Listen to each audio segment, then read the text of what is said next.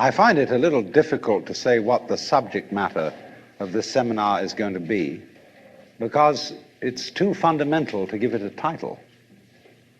I'm going to talk about what there is. Now, the first thing, though, that we have to do is to get our perspectives with some background about the basic ideas which, as Westerners living today in the United States, influence our everyday common sense, our fundamental notions about what life is about. And there are historical origins for this which influence us more strongly than most people realize. Ideas of the world which are built into the very nature of the language we use and of our ideas of logic and of what makes sense altogether. And these basic ideas I call myth, not using the word myth to mean simply something untrue, but to use the word myth in a more powerful sense. A myth is an image in terms of which we try to make sense of the world. And we at present are living under the influence of two very powerful images, which are, in the present state of scientific knowledge, inadequate. And one of our major problems today is to find an adequate, satisfying image of the world. Well, that's what I'm going to talk about. And I'm going to go further than that, not only what image of the world to have, but how we can get our sensations and our feelings in accordance with the most sensible image of the world that we can manage to conceive. All right, now, the two images which we have been working under for 2,000 years and maybe more are what I would call two models of the universe, and the first is called the ceramic model, and the second, the fully automatic model. The ceramic model of the universe is based on the book of Genesis, from which Judaism, Islam, and Christianity derive their basic picture of the world.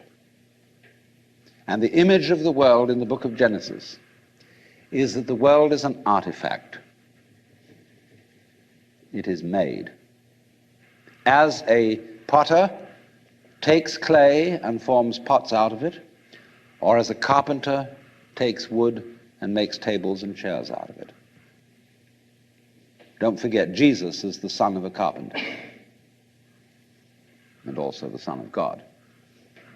So the image of God and of the world is based on the idea of God as a technician, potter, carpenter, architect, who has in mind a plan and who fashions the universe in accordance with that plan. So basic to this image of the world is the notion, you see, that the world consists of stuff, basically. Primordial matter, substance, stuff, as pots are made of clay. And the potter imposes his will on it and makes it become whatever he wants.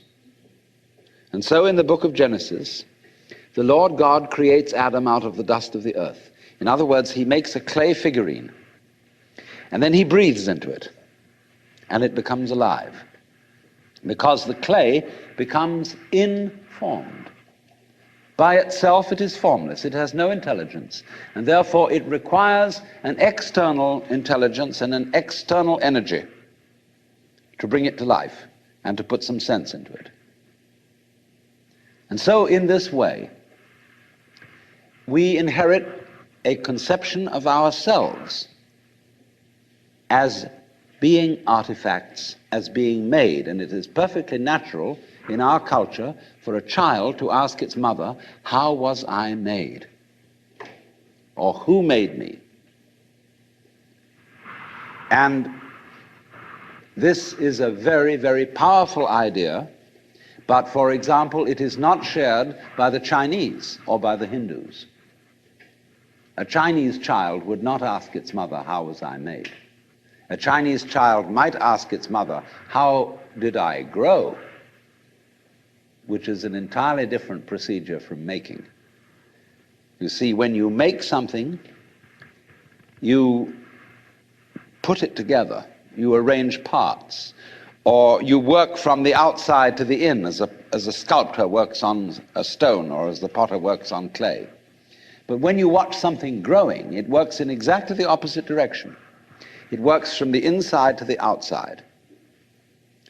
It expands, it burgeons, it blossoms, and it happens all over itself at once. In other words, the original simple form, say, of a living cell in the womb, progressively complicates itself. And that's the growing process, and it's quite different from the making process. And so there is, for that reason, a fundamental difference between the made and the maker. And this image